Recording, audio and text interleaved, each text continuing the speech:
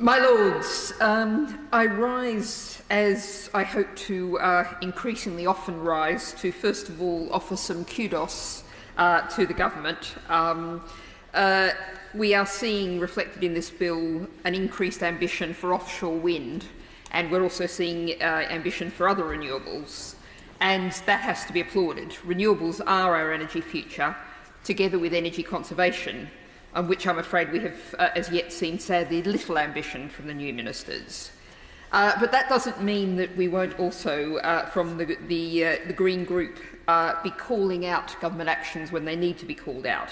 And so I have to note that while we're hearing this admirable pursuit of renewables and decarbonisation of our electricity supply, the government has just given the go-ahead for the expansion of City Airport, which puts the interests of a small, wealthy elite over the well-being of local people and the climate. A facility that operates planes flying on routes where rail is a very feasible alternative. And I also note that we're holding this debate in the setting where Ofgem has just raised the price cap for energy by 9.5% just before the onset of winter, which is so deeply worrying by people still very strongly affected by the continuing cost of living crisis. The government has said that establishing GB Energy will reduce bills in the future, but that aim will only be achieved if the government invests in improving energy efficiency of homes as well. Now, as a number of noble lords have already said, this is a bill that's very closely linked to the creation of GB Energy, but it's unfortunate that we're not able to consider these two issues together.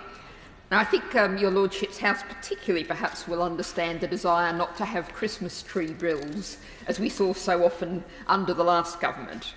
But we also need a joined-up legislative procedure. What we would say as Greens is that we need to see far more community-owned assets and schemes that genuinely benefit local people, not often large multinational companies, private companies, seeking to use public funds channeled through Great British Energy to continue profiteering while the planet burns and people's bills remain too high. The very structure of the Crown Estate, which many noble lords have already reflected on, is one of extreme centralisation. And, as I will come back to later, an extreme lack of transparency about its activities. It really seems better aligned to work with giant multinational companies rather than a small local community energy group, which might, for example, want to develop run-of-stream local tidal energy schemes, for example. Now, a couple of points that are also already being raised, but I just want to reflect on briefly. For new offshore wind projects to be delivered, we need significant investment in grid capacity. Yet it needs to be done with sensitivity to local environments and communities. Again, if that grid capacity is an issue for the Crown Estate, it seems very ill-equipped to make good consultation, good liaison with local communities. I also want to raise an issue that no one has yet raised, and the noble Lord the Minister in his introduction didn't raise either. But we have seen in other references from the government the suggestion that this bill might allow for carbon capture and storage schemes offshore, which are, I do have to reflect, as I was reflecting to the previous government, are unproven, struggling technology, and the claim that this is going to appear and work in the future must not be allowed to excuse the continued burning of fossil fuels. But I do particularly want to bounce off the comments of the noble lady Baroness Hayman, not currently in her place, and join in the number of declarations of my membership of Peers for the Planet, that we need to see in this bill a much stronger focus, a push towards nature recovery, alongside with the ability to invest in related technology, infrastructure and research that's related to nature recovery as part of the Crown Estate's role. Now, I think it's worth noting that the Scottish Crown Estate Act in 2019 led the way on this, with a duty to manage its assets to improve environmental well-being.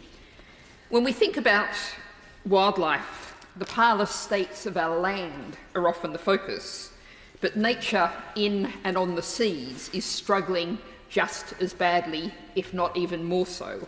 I note that the RSPB last week, for example, was highlighting a major decline of herring and other gulls. As elsewhere, nature is in a terrible state. And I want to particularly focus, as I don't think anyone yet has, on the issue of seagrass, which is a potential major carbon store, as well as being hugely significant for the life cycle of many marine species. The majority of UK seagrass beds, an estimated 92%, have been lost or damaged in the past century. Worldwide, 35% have been lost just in the last 40 years. Now, I think a number of noble lords, I note that noble Lord Teverson raised the point about the seaweed farms in Cornwall, and industrial monoculture is just as bad in the seas and on our shorelines as it is on our land. And the Crown Estate in Scotland in particular has been the site of significant fish farming. This is factory farming, which has major environmental impacts, involves taking protein to be fed to carnivores to produce a tiny fraction of that protein, problems with the spread of disease and antimicrobial resistance.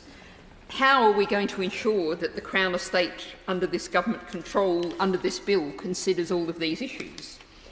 And I think, again, looking specifically at Cornwall, it's interesting the noble Lord Teverson again raised the issue of bottom trawling, and that, of course, is a huge environmental issue.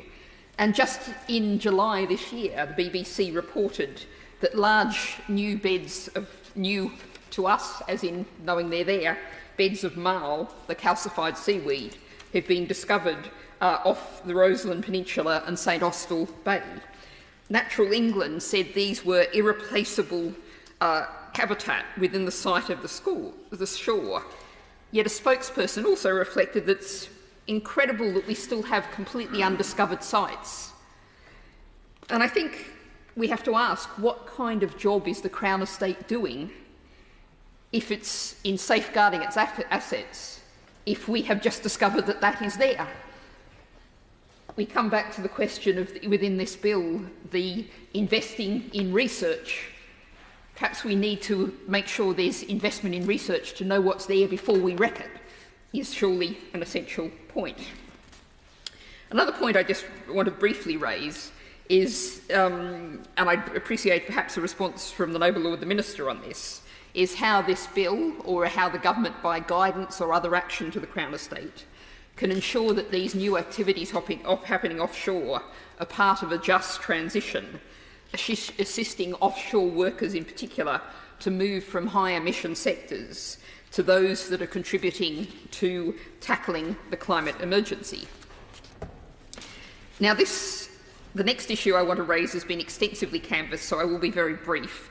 But I have noted that the loudest hears around your Lordship's house have been on the issue of the devolution of the Crown Estate for Wales, so that Welsh people are given control over their own resources to be used for local benefit. Arguments made so very powerfully by the noble Lord Wigley and the noble Baroness Smith of Llathais, among others. Now, this was an issue that featured in the Green Party of Wales manifesto in the recent election, one that I'm pleased to say that we will be supporting as strongly as possible. Although I will note that if that was to happen, and certainly that would appear to be the view of your Lordship's house, it would only highlight the lack of democratic oversight in England that would remain. As the noble lady Baroness Young of Old Scone said, the Crown Estate is a big thing. This is important, enormous amounts of resources under the control of a sort of public but mostly private corporation, the control of a handful of individuals appointed by the Crown. Now, like many others, I can applaud the small steps towards modernisation of an institution that dates back most immediately to the 1961 Act, but originally to 1760. As so much of our constitutional and legal arrangements, these would appear to be the result of historical accidents over centuries. Except, of course, are these accidents? And I pick up here the points made by the Nobel laureate Lord Berkeley. Somehow these accidents often seem to put the power in the hands of the few, the control over what should be public resources. House of Lords sound. House of Lords sound.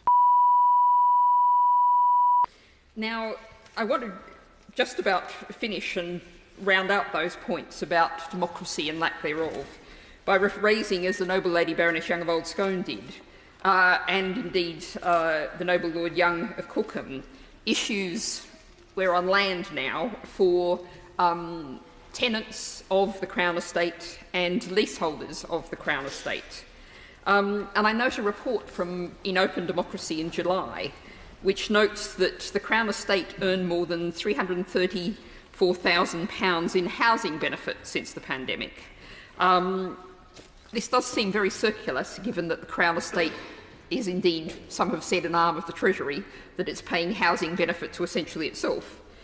Over the same period, the Crown Estate delivered eviction notices and warnings to at least 31 tenants.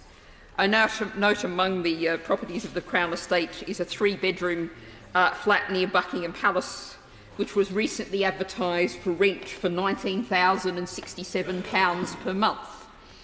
I'm not quite sure where the public benefit is here, but we are where we are. Now, reports in 2019 said that the Crown Estate had received more than 100 complaints about its residential properties in just 2 years, including grievances about rent hikes, leaks and faulty electrical goods.